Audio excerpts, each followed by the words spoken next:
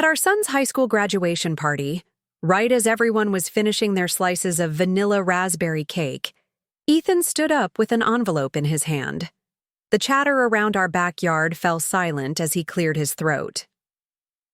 "Before we finish celebrating today," he said, voice steady despite his trembling hands, "there's something important everyone needs to hear." He looked directly at my father-in-law, Wallace, who was sitting across the table. "Especially you, Grandpa. Before we jump back in, tell us where you're tuning in from. And if this story touches you, make sure you're subscribed, because tomorrow I've saved something extra special for you." The atmosphere shifted instantly. My husband Ronan's coffee cup froze halfway to his lips. His sister Margot's perpetual smile vanished. Wallace's wife, Eleanor, suddenly seemed intensely interested in straightening her linen napkin. And for the first time since I'd known him, Wallace Hartfield had nothing to say. "This letter," Ethan continued, holding up a cream-colored envelope with faded handwriting, "explains why you really refused to come to Mom and Dad's wedding 15 years ago. And it's not the reason you've been telling everyone." I felt my chest tighten. That envelope, I hadn't seen it in over a decade.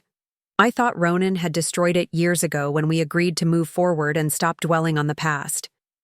The past that had cast a shadow over every holiday, every milestone, every family gathering since the day Ronan and I decided to get married. The party guests shifted uncomfortably in their seats. Most were close friends who knew bits and pieces of our history with the Hartfields, but no one knew the whole truth. No one knew what was in that letter. "Ethan," I whispered, "maybe this isn't the right—" "It is exactly the right time, Mom," he said, his eyes never leaving Wallace's increasingly pale face. "I found this in Dad's study last week. I've read it, and now everyone else should hear what Grandpa John really wanted." Grandpa John, Ronan's grandfather, the family patriarch who had passed away just 2 months before our wedding, the man whose absence had been the official reason the Hartfields gave for not attending our ceremony. "We're in mourning," they had said. "It would be disrespectful to celebrate so soon." But that wasn't the truth. Not even close. I looked at Ronan, wondering if he knew our son had found the letter. The slight shake of his head told me he was just as surprised as I was. 15 years of carefully orchestrated peace, of swallowing pride and pain for the sake of family harmony, of letting polite fiction replace ugly truth, all of it was about to collapse because our 17-year-old son had stumbled upon the past we'd tried to bury. Ethan unfolded the letter with careful precision. The backyard was so quiet you could hear the paper crinkling as he smoothed it out. The afternoon sunlight filtering through the maple trees cast dappled shadows across his face, making him look older than his years. "This is dated April 15th, 2010, he began. 2 weeks before Grandpa John died, 3 months before you and Dad got married."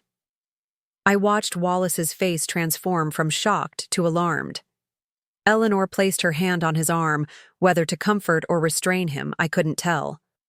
Margot began gathering her purse and phone as if preparing for a quick escape. "To my beloved grandson Ronan," Ethan read, his voice growing stronger with each word. "If you're reading this, I've already passed on. There are things that need to be said, truths that shouldn't die with me." Wallace stood abruptly. "This is inappropriate. That letter was private family business." "That's the problem, Grandpa," Ethan replied, his voice steady despite the tension crackling through the air. "You made Mom not private family business for years. You made her an outsider in her own family. All because of what's in this letter." The graduation party had transformed into something else entirely. Our friends' faces showed confusion, concern, awkward fascination. My sister Lucia, who had flown in from Bayfield for the celebration, moved closer to me, her hand finding mine under the table. She knew. She had been there 15 years ago when I'd cried myself to sleep the night before my wedding, heartbroken that half the church would be empty. "Ethan, son," Ronan said, finally finding his voice. We agreed as a family to move past this. No. Dad, Ethan replied, his eyes suddenly glistening. You and Mom agreed to pretend. You decided to let them rewrite history. But I found the truth, and I think it's time everyone else heard it too. He turned back to the letter. The Hartfield estate and holdings are to pass to you, Ronan, regardless of whom you choose to marry. Your father and mother may tell you otherwise. They may use my name and my wishes to manipulate your choices. But know this. I have watched Olivia bring light and courage into your life these past 2 years.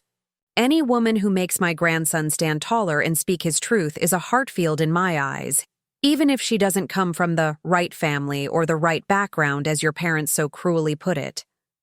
I felt the blood drain from my face as 15-year-old wounds reopened in an instant.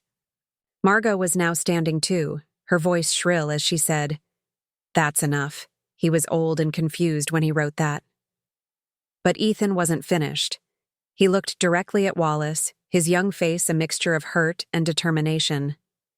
If they refuse, to celebrate your union, he continued reading, know that it is their prejudice speaking, not my wishes. And if they use my death as an excuse, they dishonor my memory more than any wedding celebration ever could. The backyard fell into stunning silence. 15 years of carefully constructed narratives crumbled with each word my son read aloud. The story the Hartfields had told for years, that they missed our wedding out of respect for their grieving period, revealed as the lie it had always been. And in that moment, as I watched Wallace Hartfield's face contort with a mixture of shame and anger, I realized that my 17-year-old son had just done what I had never found the courage to do myself. He had exposed the truth. Preparing and narrating this story took us a lot of time, so if you are enjoying it, subscribe to our channel. It means a lot to us. Now back to the story. That single moment, watching my son stand tall with his grandfather's letter in hand, changed everything.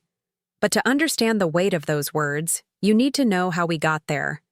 How I went from being a bright-eyed bride full of hope to a woman who learned to swallow her truth for 15 years.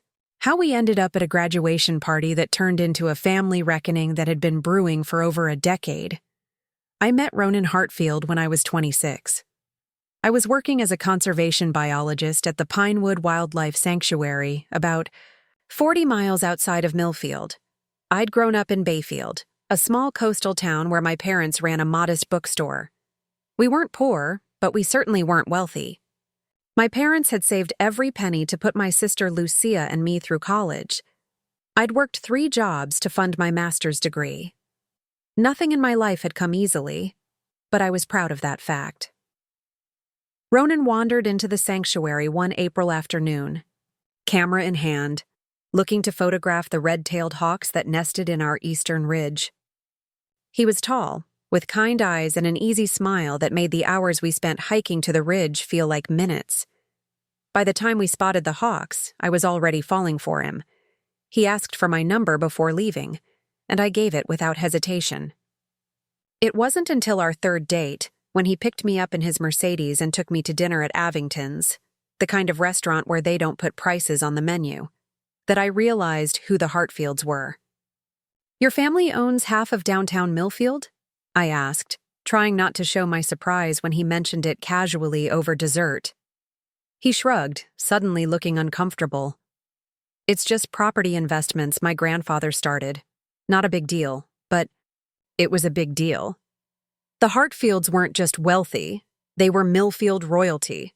3 generations of business acumen had built an empire of real estate, banking interests, and old money connections that spanned the entire state.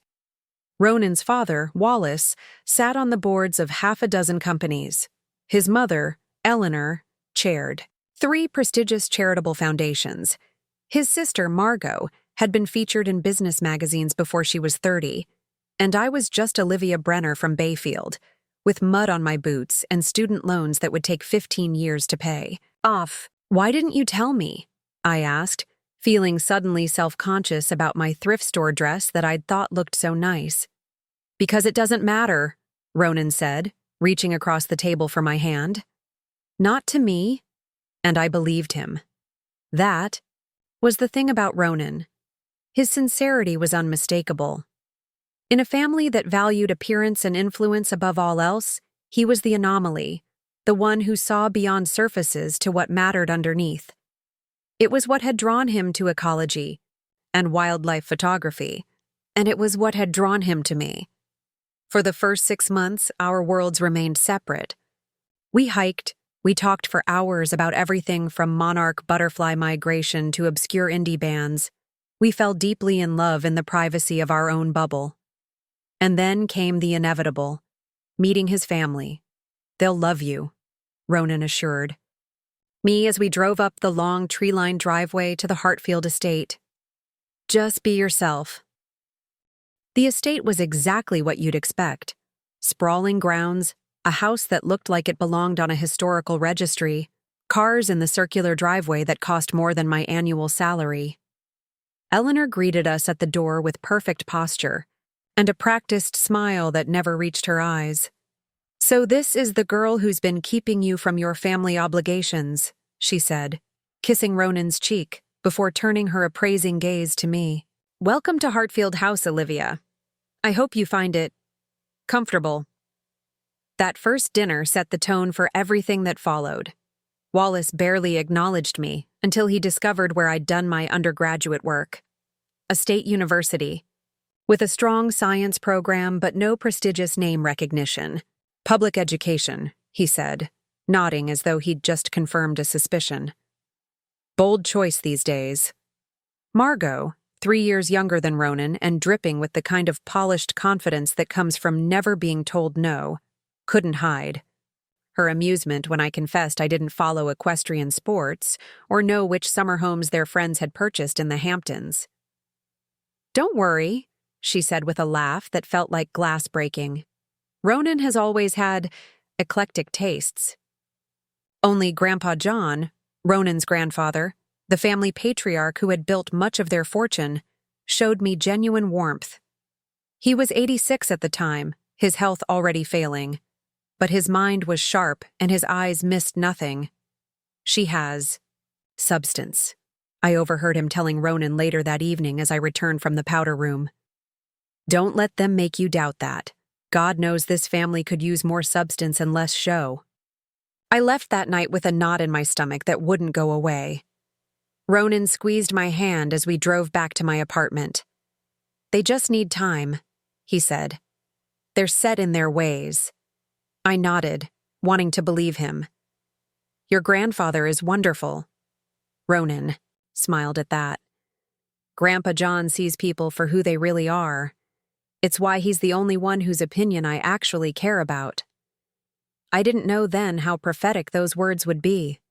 I didn't know how much that opinion would cost us, or how long it would take for the truth to finally break the surface. Over the next year and a half, I tried. I really tried. I showed up to every Hartfield family function dressed in clothes that stretched my budget, smiled at every backhanded compliment, laughed at jokes about the common folk, and pretended not to notice when Eleanor introduced me as Ronan's biologist friend instead of his girlfriend. I wanted them to accept me. More than that, I wanted to believe that love could bridge the chasm between our worlds. But nothing I did was ever enough. I was never going to be a Hartfield in their eyes. The night Ronan proposed was the happiest of my life. We were at the Hawk Ridge where we'd first met, the sunset painting the sky in colors no artist could capture. He got down on one knee, pulled out a ring that had belonged to his maternal grandmother, not a Hartfield by blood, he was quick to assure me, and asked me to be his wife. "Yes," I said through my tears. 1,000 times yes. The joy lasted exactly 3 days. That's how long it took for us to share the news with his family and for everything to fall apart. "You can't be serious," Eleanor said, her teacup hovering midway to her lips when we told them. "Ronan, darling, you've only known her for almost 2 years, Mother," Ronan cut in. "And I've never been more certain of anything." Wallace's reaction was more calculated. Have you considered what this means for your position in the family? Business? For your inheritance? I don't care about any of that, Ronan replied. I care about building a life with Olivia. Well, you should care, Margot snapped. You're a Hartfield. That name means something in this town, in this state. Only Grandpa John, sitting quietly in his wheelchair by the fireplace, seemed genuinely happy. He asked to see the ring, nodded with approval, and said simply, Good choice, Ronan, in the ring and the bride. Little did I know then that his approval would become both our blessing and our curse. That his love for his grandson and his acceptance of me would trigger a chain of events that would lead to empty chairs at our wedding and 15 years of carefully maintained lies. What you need to understand is this. I didn't just marry Ronan. I married into a family with generations of expectations, with wealth that had become their identity, with the kind of power that doesn't tolerate disruption. And I was the ultimate disruption. A woman from nowhere bringing nothing but herself to a family that measured worth in square footage and stock portfolios. That graduation party, with my son standing resolute as he read his great-grandfather's last wishes, wasn't just about exposing a lie. It was about unraveling 15 years of pretending that the wound of that wedding day had healed when it had only been covered with the thinnest of bandages, and now it was finally bleeding into the open. The weeks following our engagement should have been filled with joy, with planning, with dreams of our future together. And for a brief moment, they were. Ronan and I spent evenings sketching out what our life would look like. A house not too far from the sanctuary, room for his photography studio, space for the children we both wanted. We talked about a small wedding, something intimate and meaningful, rather than showy. Nothing extravagant, I said one night as we sat on my tiny apartment balcony, sharing a bottle of wine under the stars. Just the people who matter most. Ronan nodded, tracing patterns on my palm. Exactly. Just family and close friends. Family. The word hung between us, loaded with complications neither of us wanted to acknowledge. My family was simple. My parents, Lucia, a handful of cousins. His was a complex network of expectations and obligations that stretched back generations. Maybe we should elope, I suggested half-jokingly. Just us, somewhere beautiful. He laughed, but there was something tight in it. Tempting, but Grandpa John would never forgive me. He's been looking forward to seeing at least one of his grandchildren married before he stopped, the unspoken reality of his grandfather's failing health too painful to voice. I squeezed his hand. Then we'll have a proper wedding. For him, that decision to have a traditional ceremony was the first compromise in what would become years of them. But I made it willingly, out of love for Ronan and respect for the grandfather who had shown me kindness when the rest of his family couldn't manage it. The trouble started when we began making concrete plans. I wanted to get married at Lakeside Chapel, a simple but beautiful stone church near where I'd grown up. Eleanor had other ideas. The Hartfields have been married at St. Augustine's for 3 generations, she informed me over lunch at the country club, where she'd insisted on meeting to discuss wedding details. It's tradition, but I'm not a Hartfield yet, I pointed out gently. And Lakeside means a lot to me. Her smile tightened. Exactly, dear. You're not a Hartfield yet. All the more reason to embrace our traditions if you're going to become one. Each decision became a battleground. The date, they wanted fall when everyone who matters would be back from summer homes. We wanted spring when the sanctuary was in bloom. The guest list, they submitted a spreadsheet with 250 names, most of whom neither Ronan nor I had ever met. The reception venue, the menu, the music. Everything was a negotiation that I invariably lost.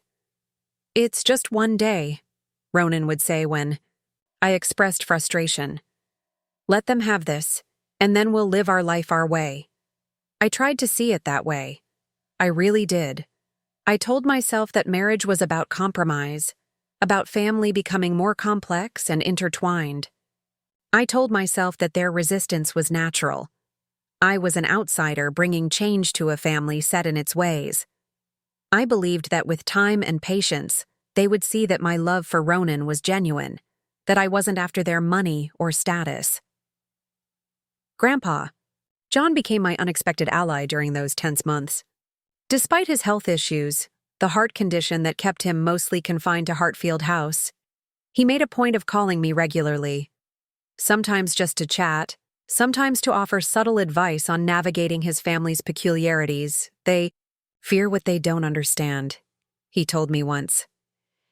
And Eleanor and Wallace have never understood that happiness doesn't come from the right connections or the right address. Did you? I asked. Understand that, I mean. There was a pause on the line. Not always, he admitted. But age has a way of clarifying what matters. And watching Ronan with you has been quite the clarifier. It was during one of these calls that he first mentioned the inheritance, not directly, but in a way that later would make the pieces fall into place. There may be some tension in the coming weeks, he said. I've been meeting with my lawyers, making some changes that are overdue. Changes? I asked, not understanding the significance. Just putting things in order, he replied. Making sure the future unfolds according to my wishes, not just what's expected. I thought nothing of it at the time. Why would I? I knew nothing about the Hartfield estate beyond the vague understanding that it was substantial. I certainly didn't know that Grandpa John was rewriting his will, restructuring the family trusts, ensuring that Ronan's inheritance would be secure regardless of whom he married. I was too busy trying to maintain my dignity while Eleanor vetoed my choice of flowers. Wildflowers? At a Hartfield wedding? And Margot helpfully suggested that I might want to consider something more slimming than the dress style I loved. Through it all, Ronan tried to mediate. He would soothe my hurt feelings, then gently encourage his family to be more accepting. He was caught in the middle, trying to honor both his love for me and his sense of duty to them.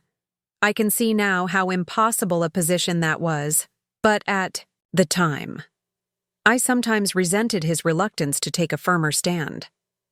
They're never going to accept me, I said one night after a particularly difficult dinner where Wallace had spent 20 minutes explaining why my career choice was admirable, but impractical for a Hartfield spouse. They will, Ronan insisted. They just need time. We're getting married in 4 months, I reminded him. How much more time do they need? He ran his hands through his hair, a gesture I'd come to recognize as a sign of his frustration. I don't know, Liv. I just know that family is complicated and change is hard for them. And what about your happiness? What about our future? Does that matter less than their comfort? Of course not, he said, pulling me close. You're my choice. Always. They'll come around. I wanted to believe him. I needed to believe him, so I chose hope over evidence, faith over experience. I kept showing up to planning meetings with Eleanor, kept accepting Margot's backhanded compliments, kept trying to find common ground with Wallace, and then Grandpa John's health took a sharp turn for the worse. It happened suddenly, a massive heart attack that left him hospitalized and, according to the doctors, unlikely to recover. The wedding was 8 weeks away. Ronan was devastated, spending every possible moment at his grandfather's bedside. I joined him when I could, sitting quietly, watching the strong bond between them. During one of these visits, when Ronan had stepped out to take a call, Grandpa, John beckoned me closer to his hospital bed.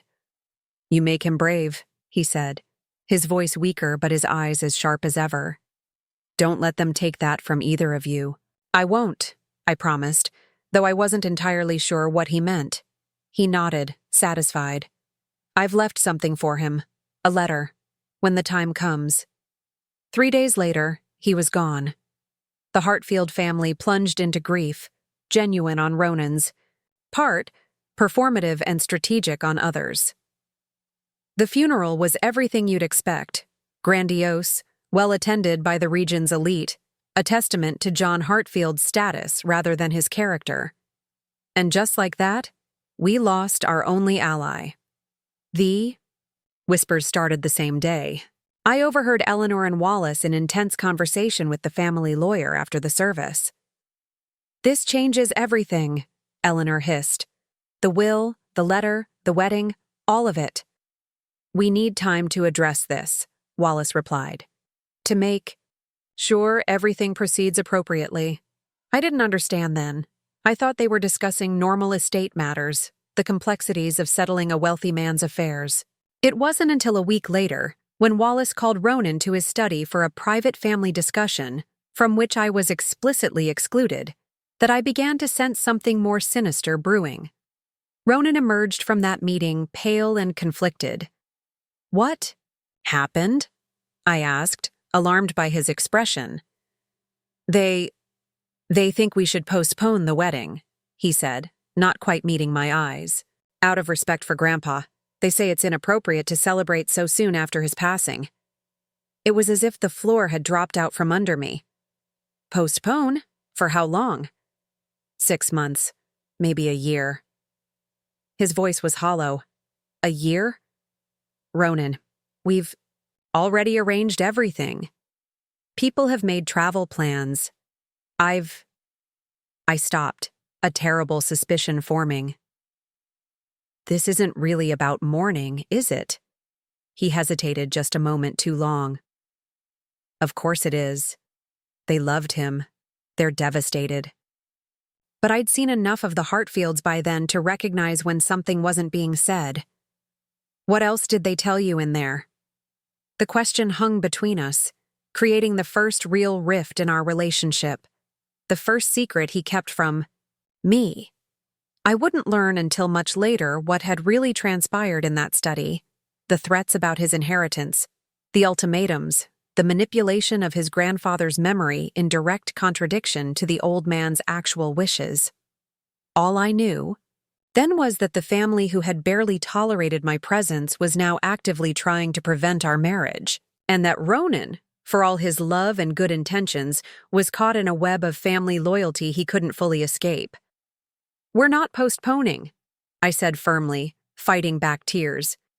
"If you want to marry me, we do it as planned. If your family chooses not to come because they're in mourning, that's their decision."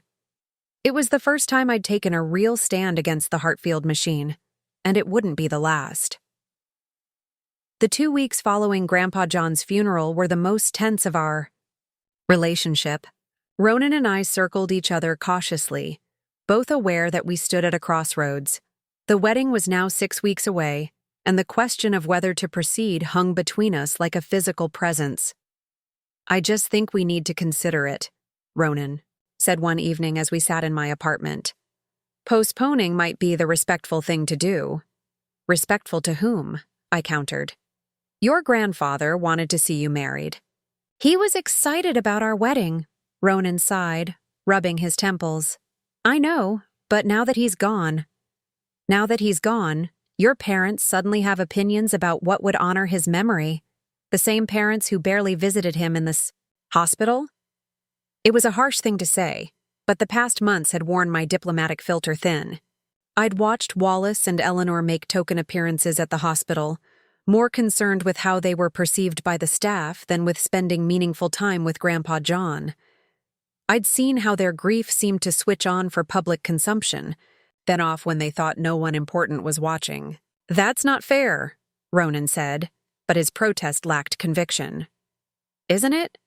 Ronan, they've been looking for a reason to delay this wedding from the moment we announced it. Now they've found one they think I can't argue with." He was quiet for a long moment. "They're my family, Liv, and I'm supposed to be your future, your choice." I reached for his hand. "I've compromised on everything else. The venue, the guest list, the flowers, everything. But I won't compromise on whether we get married at all." That night ended in a stalemate, both of us retreating to lick our wounds. For the first time, I began to seriously question whether our love could withstand the pressure being applied to it. It wasn't just about the wedding anymore. It was about the foundation we were building our future on. If Ronan couldn't stand firm now, what would happen when other important decisions came along? The next morning, he appeared at my door, looking like he hadn't slept. "You're right," he said simply. "We're getting married as planned." Relief flooded through me, followed quickly by a wave of love for this man who was trying so hard to do the right thing for everyone. "Are you sure?" "I'm sure about you," he said, gathering me in his arms. "The rest we'll figure out." Little did I know then how high the price of that decision would be. The following day, Wallace called Ronan to another private meeting. This time, Ronan told me everything afterward. "They're not coming to the wedding," he said, his voice flat with disbelief. "Any of them. Mother, father, Margot, none of them." I sat down heavily. "Because we wouldn't postpone?" "That's their official reason. They say it's disrespectful to Grandpa John's memory to celebrate so soon after his passing." His laugh was bitter, as if he wouldn't have wanted us to go forward. "And the unofficial reason?" Ronan hesitated, and I knew there was more, something he was reluctant to share. "Ronan, please, no more secrets." He sank onto the couch beside me. "Father said, if I marry you as planned, against their wishes, there will be financial consequences. That certain aspects of my inheritance might need to be reconsidered." The words hit me like physical blows. "They're threatening to disinherit you? Because of me?" "Not completely. They can't touch the main trust that Grandpa John set up. But there are other assets, family holdings that my parents control." He ran his hands through his hair. "It doesn't matter. I told them it changes nothing." But it did matter. It mattered enormously. Not because of the money itself. I'd never wanted the Hartfield fortune. But because of what it represented. This wasn't just disapproval anymore. It was punishment. A calculated attempt to force Ronan to choose between his family legacy and his future with me. "We could still postpone," I offered quietly, hating myself for saying it, but needing him to know I understood the stakes. "If it means keeping peace with your family?" "No." His voice was firm now, resolute in a way I hadn't heard before. "We're getting married on May 12th as planned. If they choose not to be there, that's their loss." That moment, Ronan finally drawing a line with his family, should have been a triumph. Instead, it felt like the beginning of a long, painful unwinding. I knew the Hartfields well enough by then to understand that they wouldn't simply accept this defiance. There would be consequences beyond just empty seats at our wedding. The next few weeks passed in a blur of rearranged plans. We had to find a new venue when St. Augustine's mysteriously became unavailable on our date. The florist. Eleanor had insisted on suddenly had a scheduling conflict. The caterer required a larger deposit than originally quoted. It didn't take a detective to recognize the Hartfield influence at work, their tentacles of power and social connection reaching into every aspect of our plans. But for every door that closed, another seemed to open. My parents, who had been saving for years for a much more modest wedding than the one that had been planned, stepped in to help. Friends offered their services. The small chapel by the lake, my original choice, welcomed us warmly. "It's going to be beautiful," my mother assured me as we reworked seating arrangements to account for the dozens of Hartfield-adjacent guests who had suddenly developed scheduling conflicts of their own. More intimate. More you. She was right. But the shadow of the empty chairs reserved for Ronan's family couldn't be dispelled completely. I tried to focus on the positive, on the fact that we were still getting married, that Ronan had chosen me despite everything. But there were moments when doubt crept in.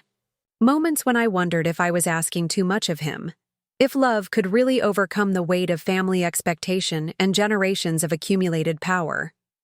1 week before the wedding, a letter arrived addressed to Ronan. I recognized Wallace's handwriting on the envelope. Ronan read it in silence, his expression unreadable, then placed it in his desk drawer without comment. "What did it say?" I asked, anxiety coiling in my stomach. "Nothing important," he replied, but the tension in his shoulders told a different story. Later that night, when he was in the shower, I did something I'd never done before and have never done since. I looked at something private of his. The letter was a single page, formal and cold. "Ronan, your decision to proceed with this wedding against our express wishes leaves us with no choice but to absent ourselves from the ceremony. While we cannot prevent you from making this mistake, we want to be clear about our position. This marriage, entered into so hastily and with such disregard for family counsel, cannot be supported by us in any way. As discussed, your position at Hartfield Holdings will need to be reconsidered. The apartment in the city will need to be vacated by the end of the month. Your access to the family accounts has been temporarily suspended, pending further evaluation of the situation. Should you reconsider your current course and demonstrate appropriate respect for your family's guidance and your grandfather's memory, these matters can be revisited. We hope wisdom prevails." "Father," I replaced the letter with shaking hands, sick with the knowledge of how much Ronan was sacrificing. Beyond the financial implications, this was his family withdrawing their support, their connection, their approval, all the things he'd been raised to value. When he returned from the shower, I confessed immediately. "I read the letter from your father. I'm sorry, I shouldn't have, but—" "It's okay," he interrupted. "I was going to tell you anyway. Ronan, this is too much. They're taking everything." "Not everything." He took my hands in his. "Not you. Not us." His certainty should have been reassuring, but I couldn't shake the fear that he would eventually resent me for being the cause of this rift. That one day, he would look at me and see not the woman he loved, but the reason he'd lost his family, his inheritance, his place in the world he'd been born into. "Are you sure?" I asked, searching his face. "Really sure? Because if you're not, there's still time to—" "I've never been more sure of anything," he said. And then, with a half smile that didn't quite reach his eyes, "Besides, they'll come around eventually. Once we're married, once they see we're serious, they'll accept it. This is just a power play." I nodded, wanting desperately to believe him, but deep down I suspected he was underestimating his family's capacity for grudges, for sustained disapproval, for making their displeasure felt in 1,000 small ways over years, not just weeks. The day before our wedding, I received my own letter from the Hartfields, or rather, from their attorney. It was couched in legal terms, but the message was clear. I was being offered a substantial sum of money to walk away, to reconsider this hasty union and spare everyone the pain of a mistake that would be difficult to undo. It was the final insult, the clearest indication of how little they thought of me and my love for Ronan. I showed him the letter, half afraid it would be the last straw, that he would finally see how impossible our situation had become. Instead, he laughed, a genuine, unexpected sound that broke the tension. "Well, at least now we know what they think you're worth," he said, ripping the letter in half. "Not nearly enough." We were married the next day in the small stone chapel by the lake. My side was filled with family and friends. His side was painfully empty, save for a few college friends and distant cousins brave enough to defy the unspoken Hartfield decree. When the minister asked if anyone objected to our union, I held my breath, half expecting Wallace or Eleanor to make a dramatic last-minute appearance. But the only sound was the gentle lapping of lake water against the shore outside and the rustle of spring leaves in the breeze. "I now pronounce you husband and wife," the minister said, and just like that, it was done. I was Olivia Hartfield, married into a family that had refused to witness the union, that had tried every tactic from manipulation to bribery to prevent it. As we walked back down the aisle, Ronan squeezed my hand. "No regrets," he whispered. "No regrets," I echoed, trying to silence the small voice inside that wondered if we were both lying. Our first year of marriage unfolded in the shadow of the Hartfield family's absence. We began our life together in a modest apartment near the wildlife sanctuary, far from the Hartfield estate both in distance and in lifestyle. Ronan had resigned from his position at Hartfield Holdings, finding work instead with an environmental conservation magazine that valued his photography skills but paid a fraction of what he'd earned before. "It's more fulfilling," he insisted whenever I expressed concern about our finances. "I'm doing work that matters." I believed him because I wanted to, because I needed to believe that he didn't resent the changes our marriage had brought to his life. We were happy in many ways, building routines together, exploring our new neighborhood, dreaming about the future. But the Hartfield-shaped hole in our lives couldn't be completely ignored. The first cracks appeared 3 months in, when Ronan's sister Margot got engaged to a man from a family with connections reaching all the way to European aristocracy. The announcement made the society pages, complete with a formal portrait of the happy couple flanked by beaming parents. "Aren't you going to call her?" I asked when Ronan set down the newspaper without comment. "She didn't call me when we got married," he replied with forced casualness. "Besides, I doubt I'd be welcome at the engagement party." His tone was light, but I caught the hurt underneath it. That night, he had nightmares, something that had never happened before.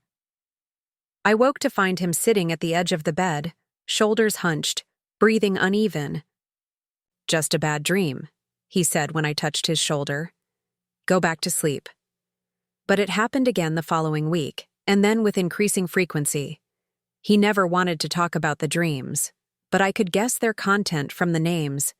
He sometimes murmured in his sleep, "Grandpa, father, mother."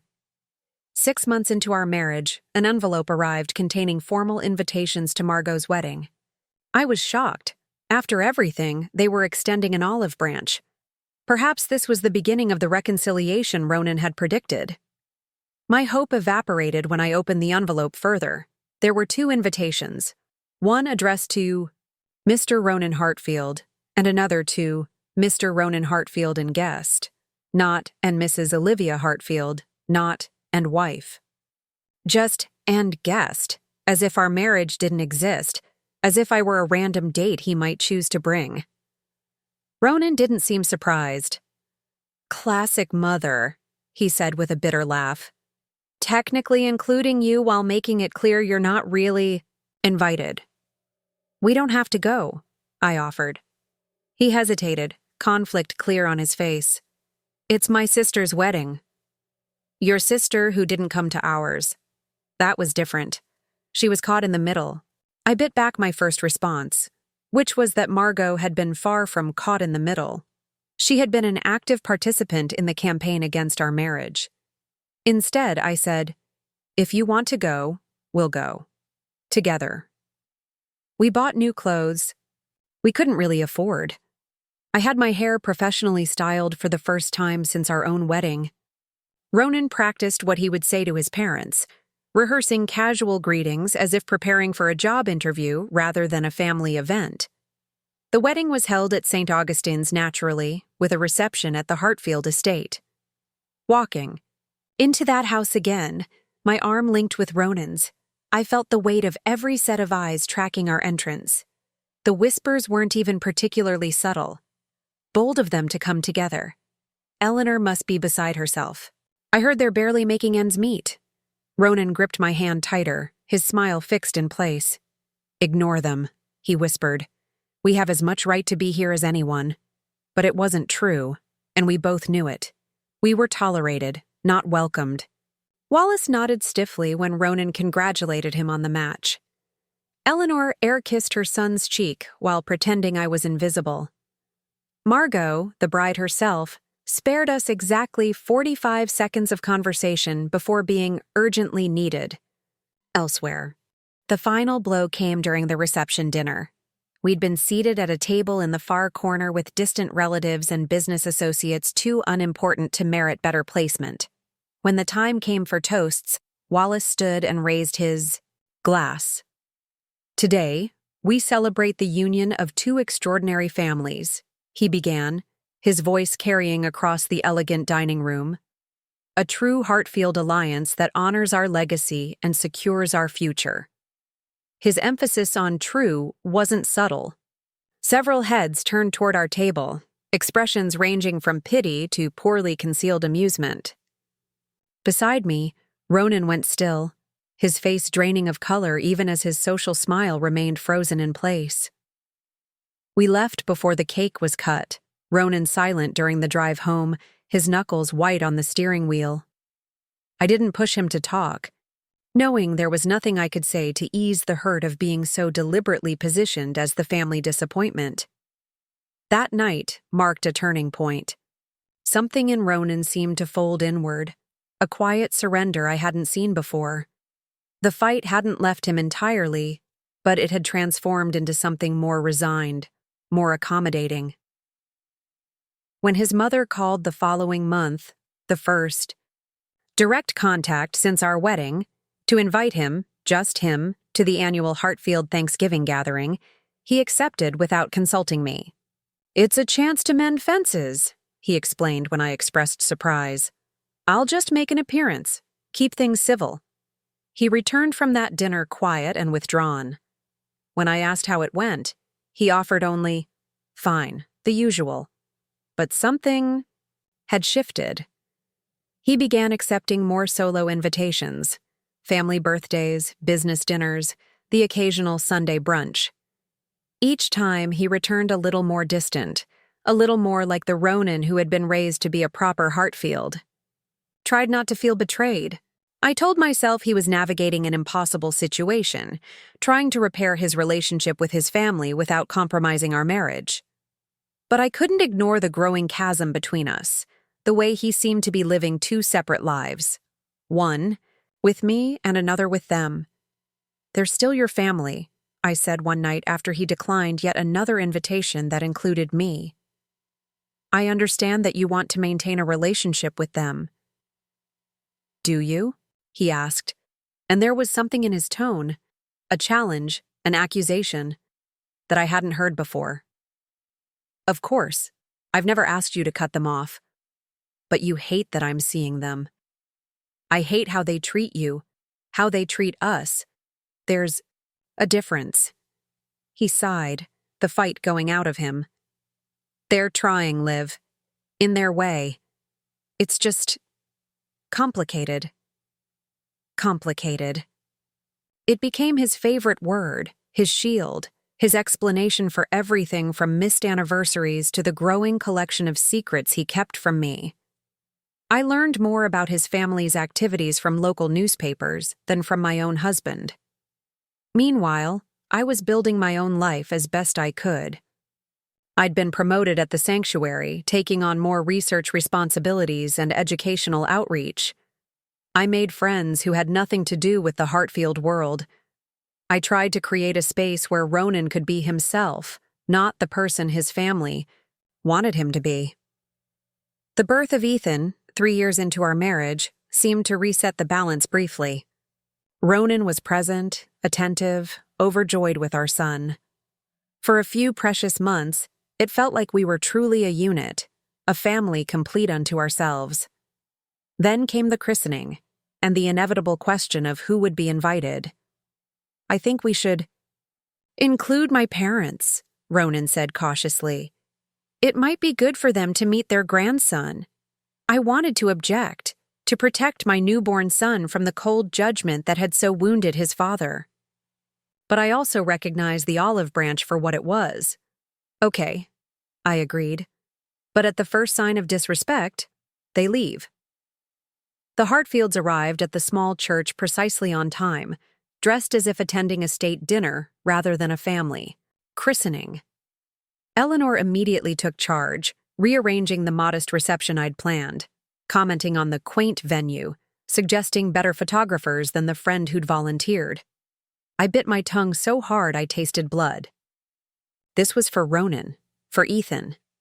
One day of peace wasn't too much to give, but when Eleanor referred to me within my hearing as the mother rather than by my name, something snapped.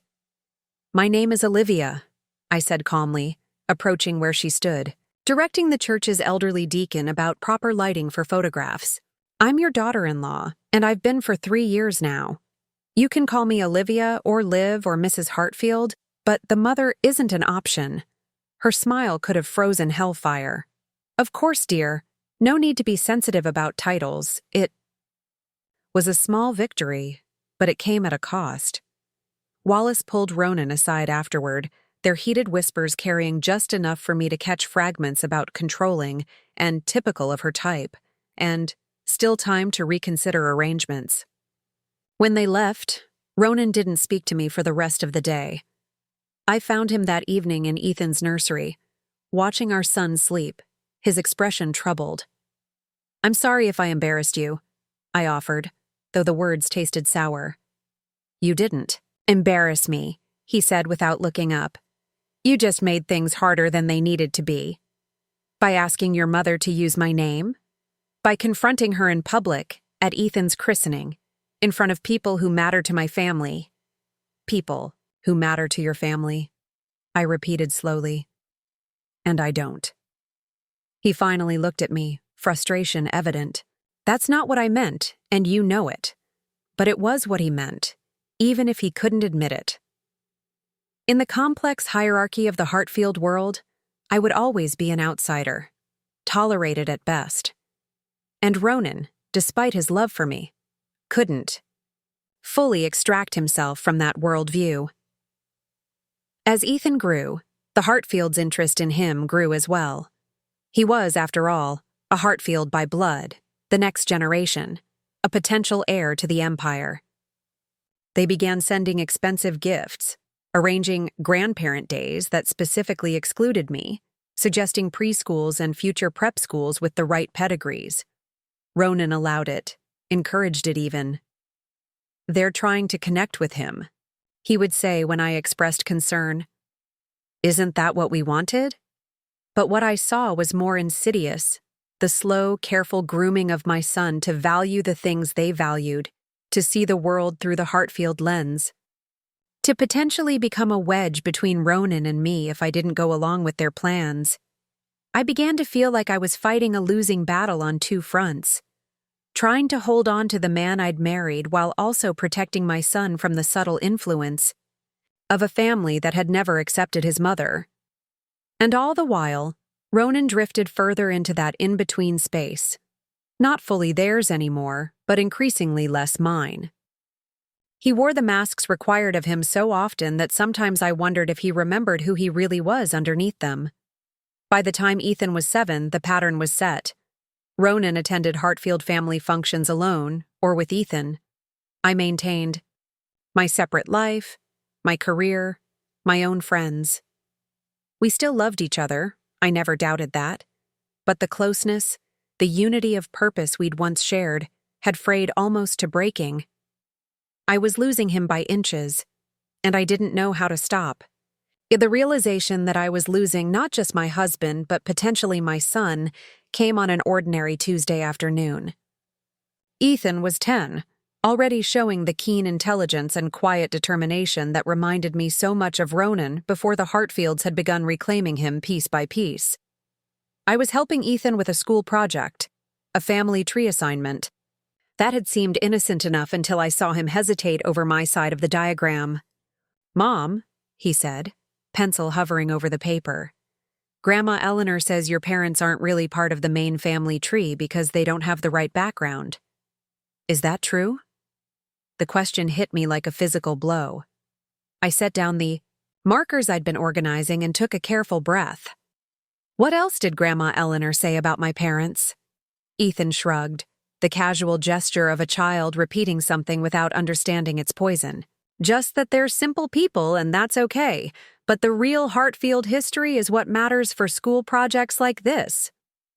Simple people.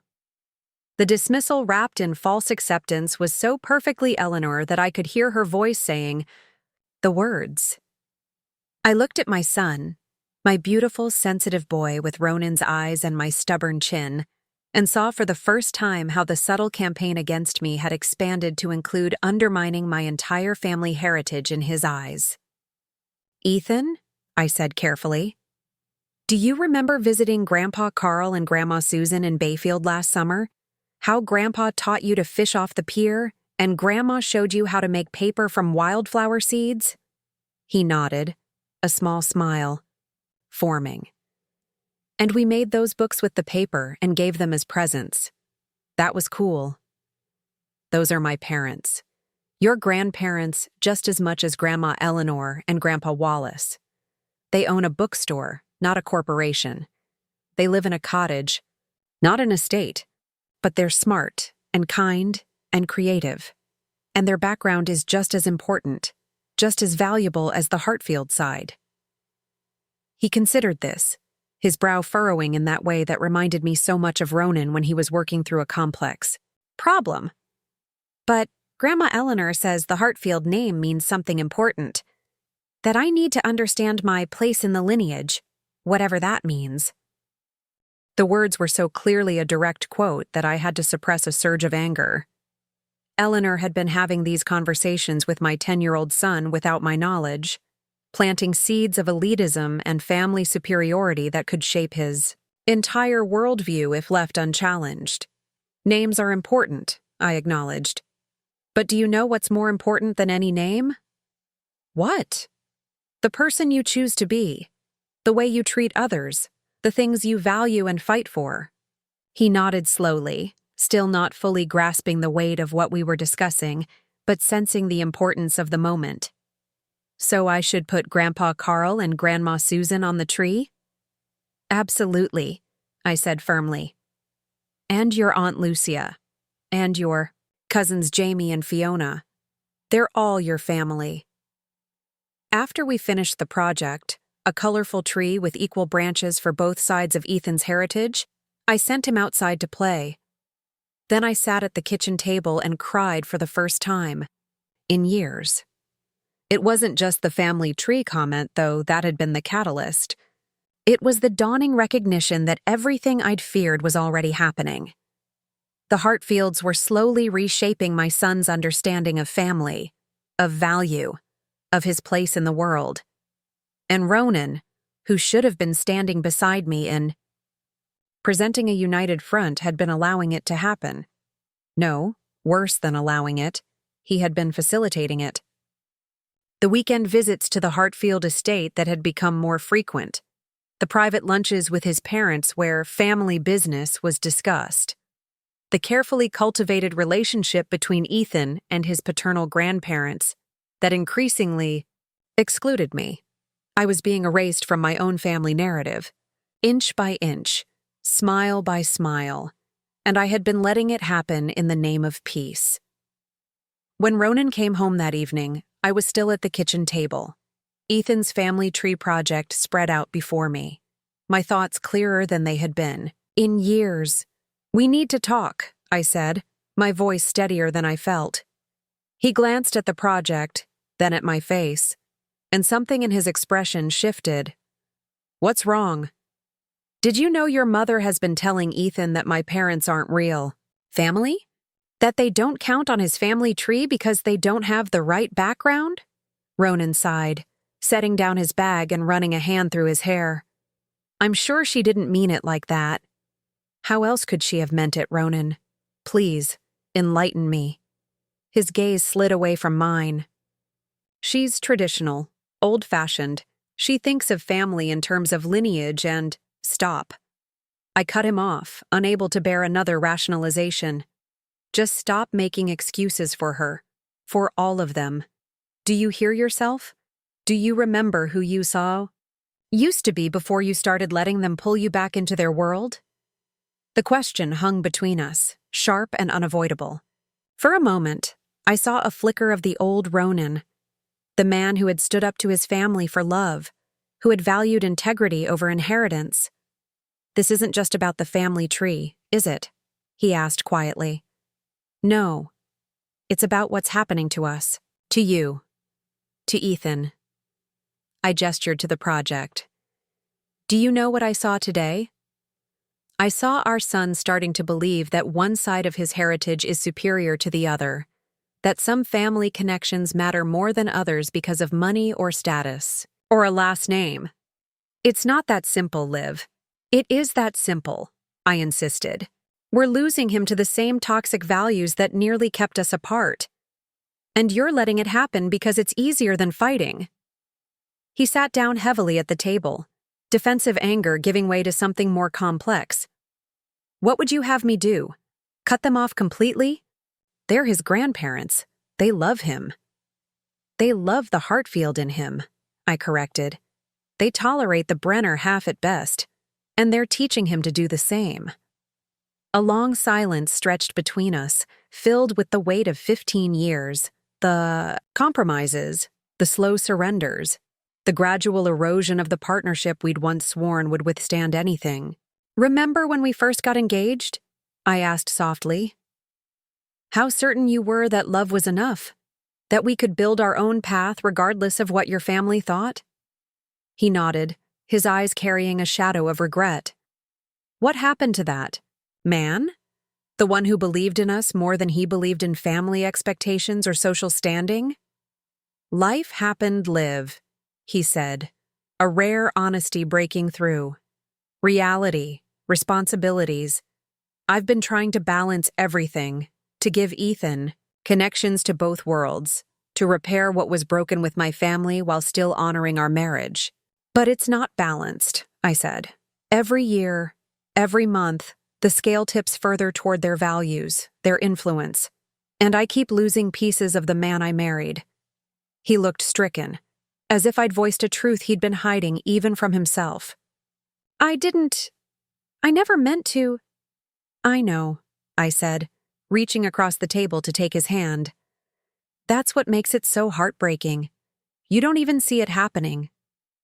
We talked late into the night, peeling back layers of compromise and rationalization that had accumulated over the years. Ronan admitted things he'd never voiced before. How the weight of his family's disapproval had worn him down. How the promise of eventual acceptance had led him to concede more than he should have.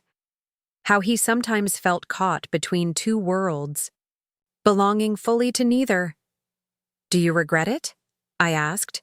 The question I'd feared asking for 15 years. Marrying me? Never, he said with a conviction that soothed an ancient ache. But I regret how I've handled the aftermath. I thought I could have both. You and them? I thought time would heal everything. Instead, we've been slowly poisoned, I said. All of us, including Ethan. The mention of our son brought us back to the immediate issue. What were we going to do now? How could we reclaim our family narrative before it was too late? We need boundaries, I said. Real ones, not the kind that bend whenever your mother applies pressure. And we need to be united in front of Ethan, presenting values we actually believe in, not ones we've accepted because fighting is exhausting. Ronan nodded slowly. I'll talk to them. Make it clear that comments about your family are unacceptable. That Ethan is being raised to value both sides of his heritage equally. It was a start, but I'd heard similar promises before. And if they don't listen? If they continue undermining me, my family, the values we want to teach our son? He was quiet for a long moment. Then we'll need to limit their access to him until they can respect our boundaries. The words surprised me. It was the first time in years Ronan had suggested any real consequence for his parents' behavior, but I needed more than words. I want to believe you, I said, but I've watched you get pulled back into their orbit over and over again. What's going to be different? This time? He reached for my hands, his grip tight and certain. I saw something today I've been avoiding for years, the hurt in your eyes, the fear. I put that there by trying to please everyone and ending up pleasing no one fully. I don't want Ethan to look back on his childhood and see a father who couldn't stand firm for what matters. It was the most honest conversation we'd had in years, and it felt like a turning point. But I was cautious. too aware of how patterns reassert themselves. How easy it is to return to familiar paths even when they lead somewhere destructive. "I need you to see something else," I said, retrieving a box from the back of our bedroom closet. Inside were journals I'd kept over the years, documenting the small hurts, the gradual changes in Ronan, my fears for Ethan. "I want you to understand what these years have been like from my perspective." He accepted the journals with a solemn nod. "I'll read them, all of them." Over the next few weeks, something shifted in our household. Ronan began declining solo invitations to Hartfield events. He insisted that family gatherings include all of us, or none of us. He read my journals in the evenings, sometimes coming to bed with reddened eyes, reaching for me with a quiet urgency that spoke of renewed commitment. The first real test came when Eleanor called to invite Ethan to a special grandfather-grandson expedition that happened to fall on the weekend of my father's 70th birthday celebration in Bayfield. "I'm sorry, Mother, but we have plans," Ronan said firmly. "We're celebrating Liv's father's birthday." Surely the boy would rather go sailing with his grandfather than attend some small-town party, Eleanor replied, her disapproval evident even through the phone speaker. I tensed, waiting for Ronan to concede, to suggest a compromise that would inevitably favor the Hartfield side. Instead, he said, "Carl is Ethan's grandfather. 2. His birthday is important to our family. We're going to Bayfield." The silence on the other end was telling. When Eleanor spoke again, her voice had a dangerous edge. "I see. Well, perhaps we should discuss the changes to the trust arrangements sooner rather than later." "If that's what you want," Ronan replied, his tone neutral despite the threat. "But it won't change our plans for next weekend." After he hung up, he turned to me with a grim smile. "That went about as well as expected." "The trust arrangements?" I asked. "Are they threatening your inheritance again?" "Probably, but it doesn't matter anymore." He pulled me close. "I should have realized years ago that what they call love comes with too many conditions. I don't want that for Ethan, or for us." It was a watershed moment, Ronan finally seeing his family's manipulation for what it was. But even as I felt hope rising, I wondered if this newfound clarity would last when the pressure inevitably increased. The Hartfields had spent decades perfecting the art of bringing their wayward son back into the fold. They wouldn't give up easily. What I didn't know, what neither of us knew, was that the greatest revelation was still waiting in the pages of a letter Ethan would find years later. A letter that would finally bring 15 years of carefully constructed lies crashing down in the middle of a graduation party. The weeks following our conversation about Ethan's family tree marked the beginning of a true shift in our marriage. For the first time in years, Ronan and I were aligned not just in theory, but in practice, presenting a united front against the subtle manipulations of the Hartfield family machine. It wasn't easy. Eleanor's implied threats about the trust arrangements proved to be more than empty words. 2 days after Ronan declined the sailing invitation, a letter arrived from the family attorney outlining proposed adjustments to Ronan's position as a beneficiary of several Hartfield family trusts.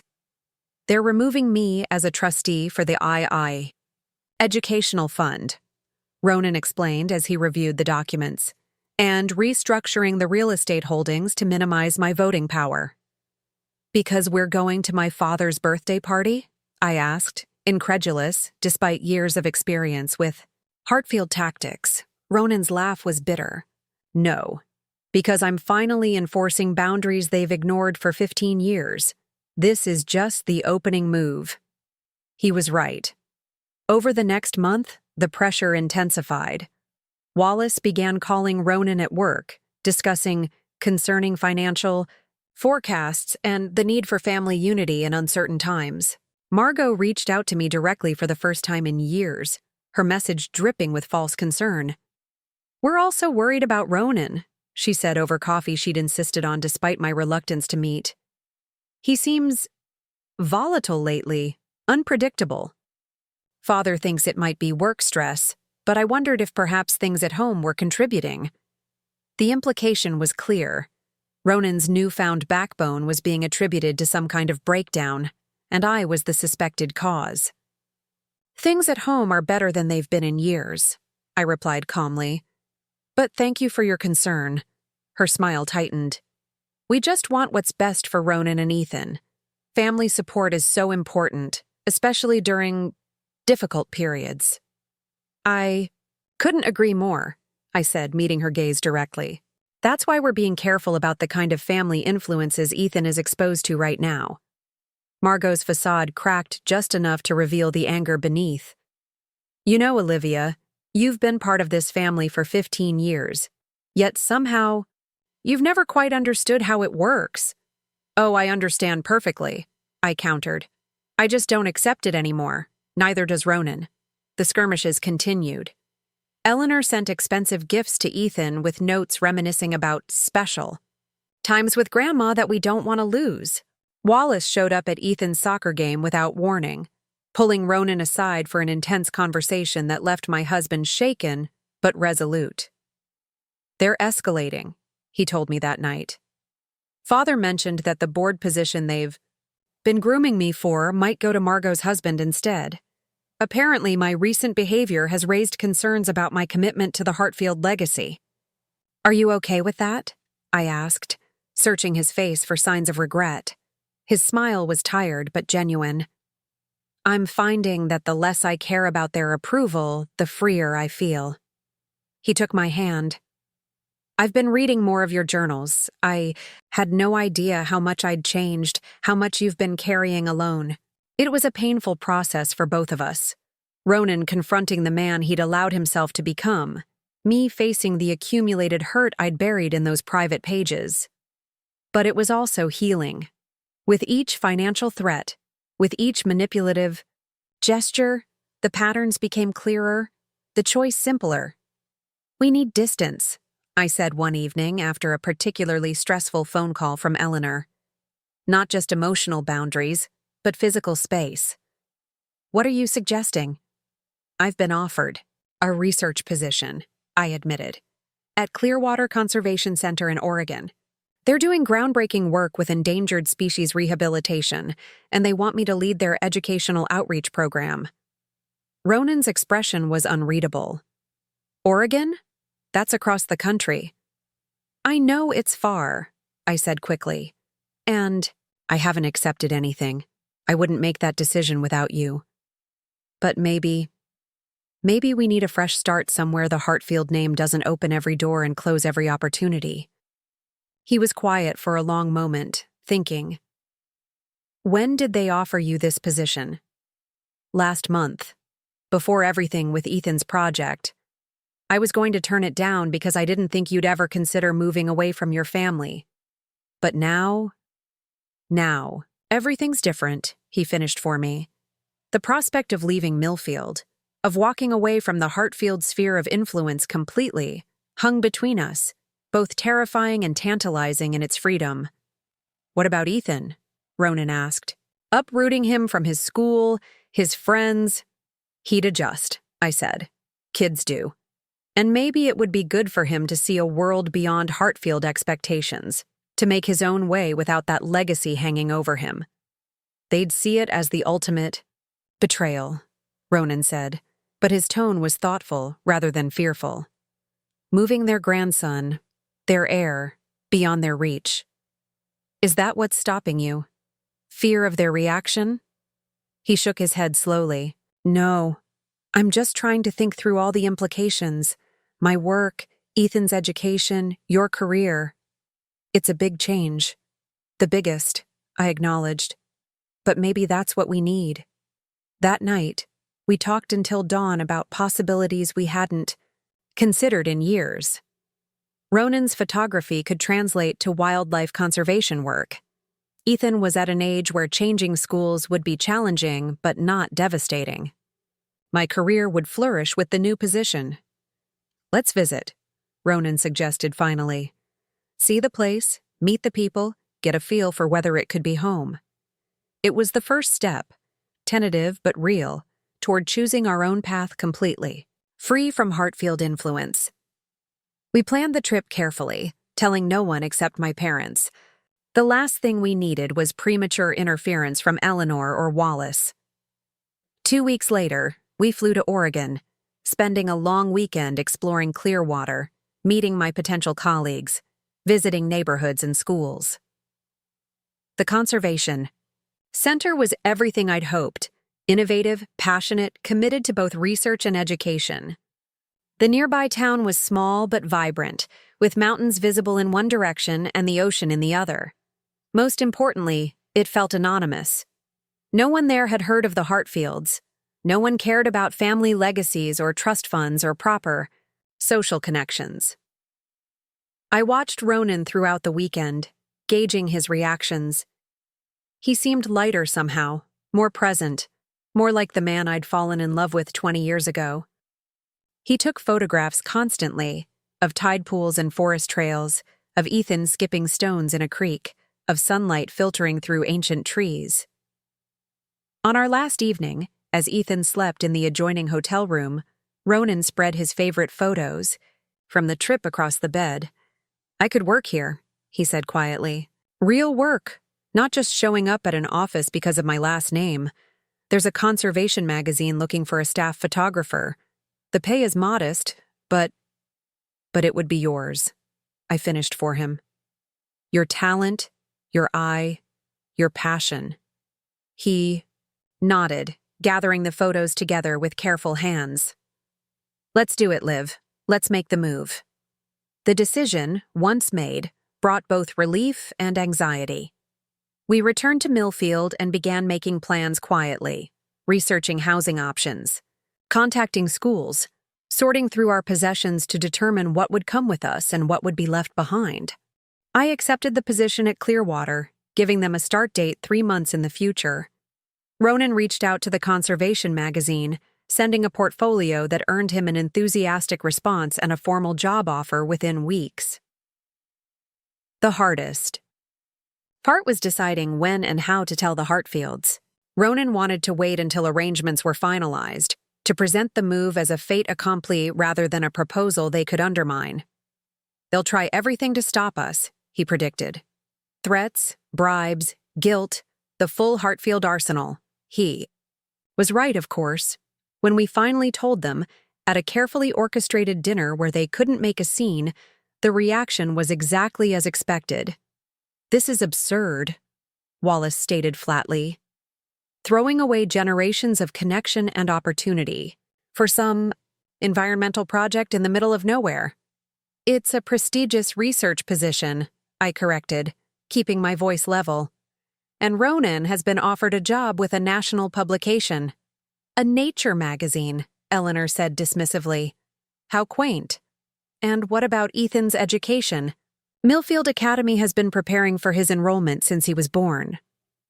"There are excellent schools near Clearwater," Ronan replied. "Schools that will see him as more than just the next Hartfield heir." Wallace's face darkened. "You're making a grave mistake, son. One that will have permanent consequences for your position in this family." "I understand that," Ronan said, his calm surprising me. "But my priority is my wife and son, not my position in the family hierarchy." "After everything we've done for you," Eleanor said, tears appearing on cue. "After all the allowances we've made, accepting your choices." Ronan's laugh was startling in its genuineness. "Allowances? You've spent 15 years trying to separate me from my wife, trying to mold my son into a proper Hartfield, despite his mother's inferior background. That's not acceptance, Mother. That's just a longer game of the same rejection." The conversation deteriorated from there, ending with Wallace's cold declaration that Ronan should consider very carefully what assets would remain available after such a move. The threat was clear. This wasn't just about emotional ties, but financial ones as well. Back home, Ronan seemed more determined than shaken. "They think the money is their best leverage," he said as we prepared for bed. "They always have." "Isn't it?" I asked honestly. That's a lot to walk away from. It was never really mine, he said thoughtfully. Not without conditions. And I'm tired of living my life according to their conditions. The weeks that followed tested our resolve in countless ways. Wallace arranged for the trustees to freeze Ronan's access to several family accounts pending review of concerning financial decisions. Eleanor began a whisper campaign among Ethan's friends' parents, suggesting our move was due to some undisclosed scandal. Margot cornered me at Ethan's school concert, her voice low and venomous. "You finally got what you wanted," she said. "Complete control, isolation. You've been working toward this for 15 years. "No, Margot," I replied, surprised by my own calm. "What I've wanted for 15 years is a husband who stands beside me rather than between me and his family. Now, I finally have that." Despite the pressure, our plans moved forward.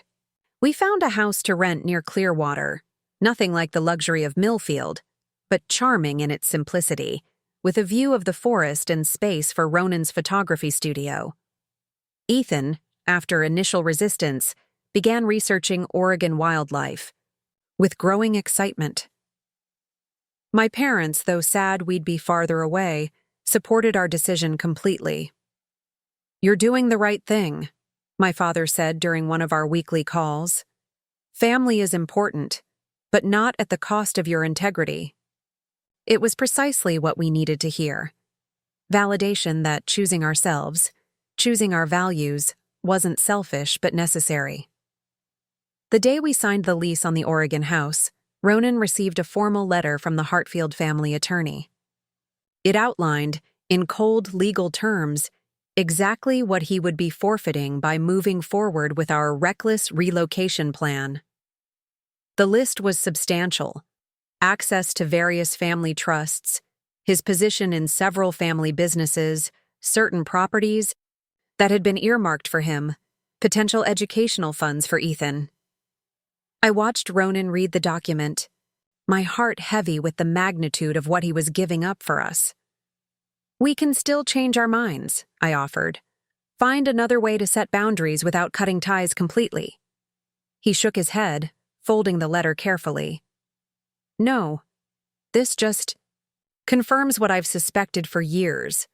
Their love, their acceptance, it's all conditional. I don't want to live under those conditions anymore, and I certainly don't want Ethan growing up thinking that's what family means." There was a freedom in his voice I hadn't heard in years. Whatever doubts I still harbored about our decision faded in the face of his certainty. 2 weeks before our scheduled move, as we were boxing up the living room, Ronan discovered something unexpected in his old desk, a sealed envelope addressed to him in his grandfather's handwriting.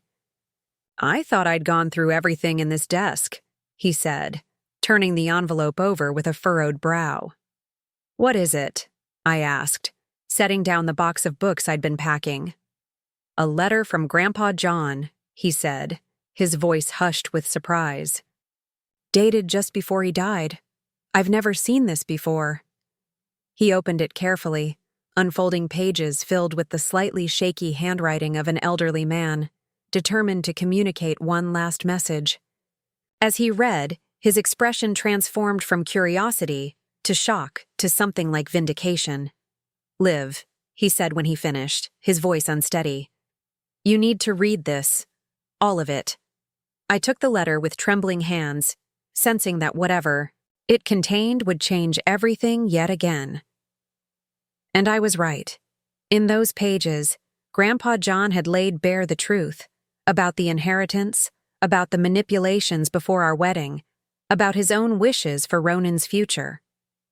The letter was our final confirmation, the missing piece that made sense of 15 years of family dynamics. And though neither of us knew it then, it was also the time bomb that Ethan would later detonate at his graduation party, bringing the entire carefully constructed Hartfield narrative crashing down around us all. Up next, you've got 2 more standout stories right on your screen. If this one hit the mark, you won't want to pass these up. Just click and check them out.